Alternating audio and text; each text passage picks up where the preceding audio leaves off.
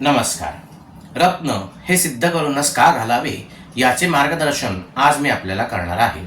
जेव्हा एखाद्या व्यक्तीच्या सल्ल्यावरून आपण एखादे ग्रहाचे रत्न धारण करणार असू तर ते सिद्ध केलेले असावे, कारण रत्नाला स्वतःची ऊर्जा नसते.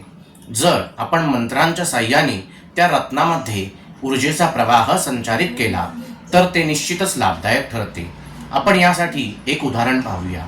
जर आपण एखादी नवीन गाडी विकत घेतली आणि त्यामध्ये जर पेट्रोलच नसेल तर ती गाडी चालेल का? तर नाही चालणार. म्हणूनच रत्नांचेही तसेच आहे.